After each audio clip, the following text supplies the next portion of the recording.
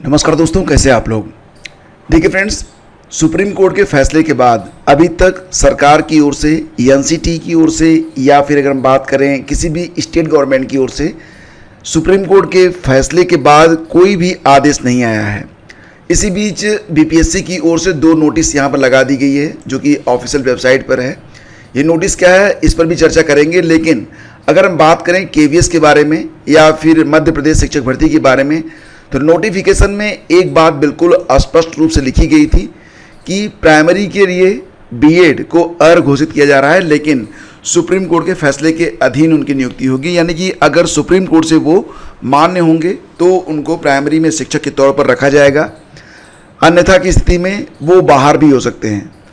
तो यहाँ पर अगर देखें तो मध्य प्रदेश और केवीएस में जो न्यूज़ निकल के सामने आ रही है वो यही है कि आगे, हालांकि अभी तक ना तो मध्य प्रदेश सरकार की ओर से और ना ही केवीएस की ओर से कोई ऑफिशियल नोटिस आई है और ना ही अभी तक केवीएस का रिजल्ट आया है, क्योंकि रिजल्ट तो पहले से तैयार हुआ था और इसे 2 पार्ट में तैयार भी किया गया था।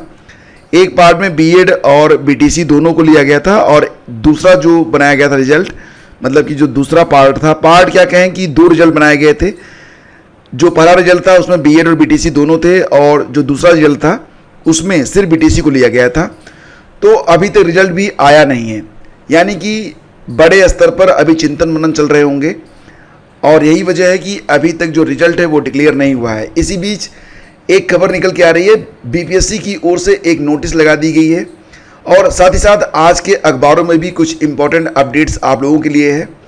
मध्य प्रदेश शिक्षक भर्ती और केवीएस के लिए, साथ ही साथ बीपीएससी के लिए भी एक महत्वपूर्ण खबर यहाँ पर निकल के सामने आ रही है। सबसे पहले तो हम चर्चा करेंगे कि जो बीपीएससी की नोटिस है वो क्या है। इसके बाद एक खबर यहाँ पर है कि एमपी की शिक्षक भर्ती से बीएड अभ्यर्थी बाहर, सीटीईटी में सफल अभ्यर्थियों का प्रमाण पत्र भी रद्दी।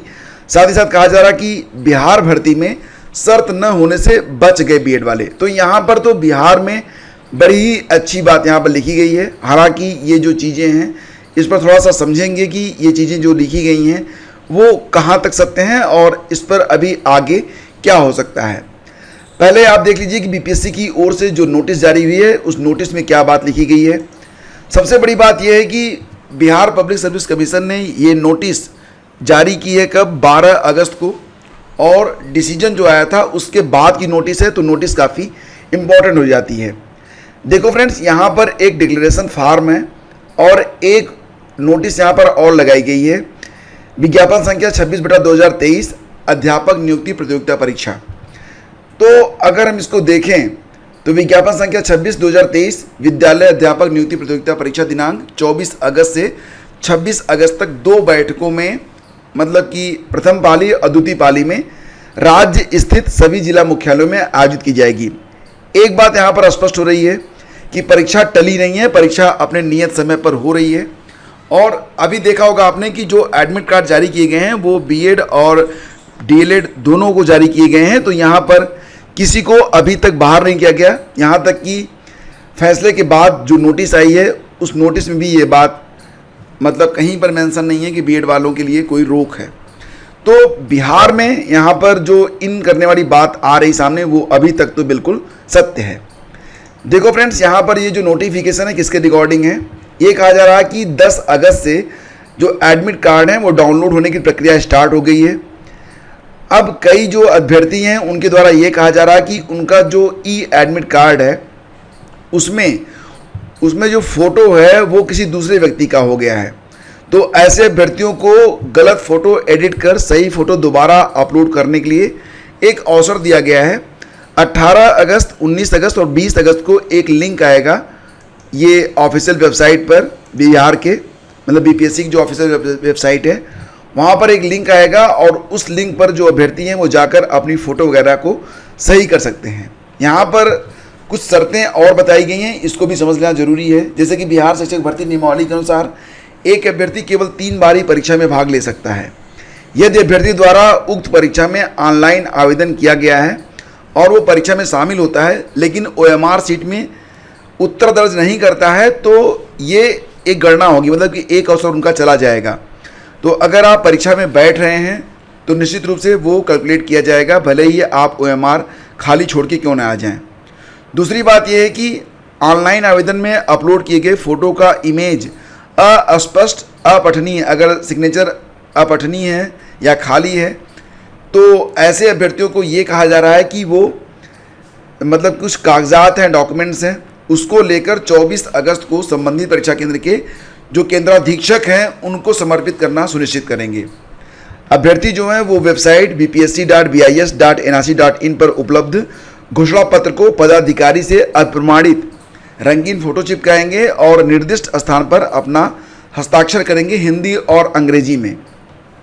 साथ ही साथ राजपत्रित पदाधिकारी से अभिप्रमाणित 2 रंगीन फोटो में से एक फोटो अभ्यर्थी अपने ई प्रवेश पत्र में निर्दिष्ट स्थान के बगल में चिपकाएंगे, दूसरा फोटो ई प्रवेश पत्र के कार्यालय प्रति में संबंधित परीक्षा पर केंद्राधीक्षक के समक्ष चिपकाएंगे। तो यहाँ पर ये जो न्यूज़ है वो डॉक्यूमेंट वेरिफिकेशन और फोटो से संबंधित है।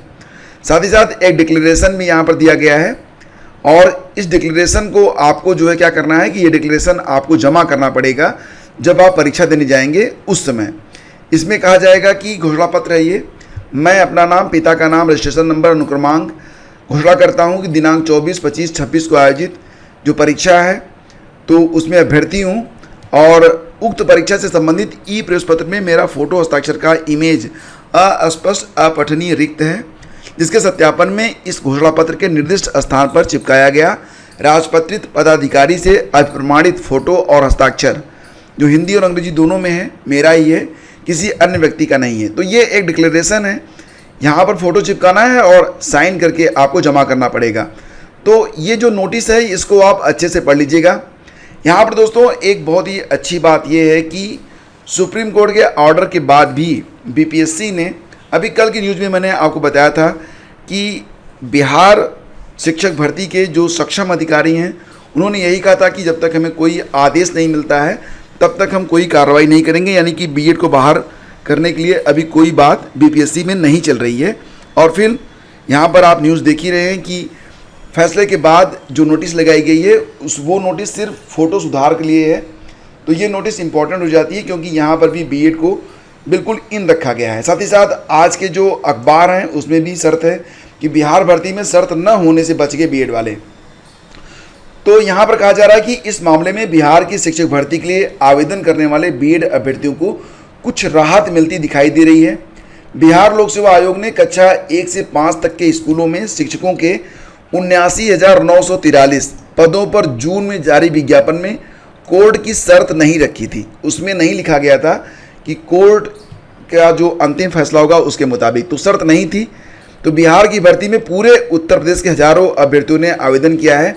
जानकारों की माने तो कोई भी भर्ती विज्ञापन की शर्तों के आधार पर होती है, ये बात तो बिल्कुल सही है।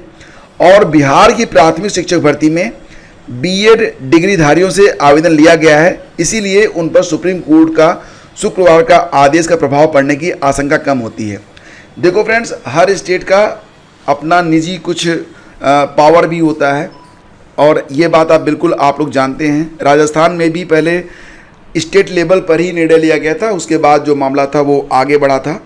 तो इस प्रकार से बिहार शिक्षक भर्ती में अभी तक बीएड वाले बिल्कुल सुरक्षित हैं। और अभी तक मैं शब्द क्यों प्रयोग में ला रहा हूँ, क्योंकि बीएड वाले जो अभ्यर्थी हैं वो बिल्कुल उनके पास समय नहीं है।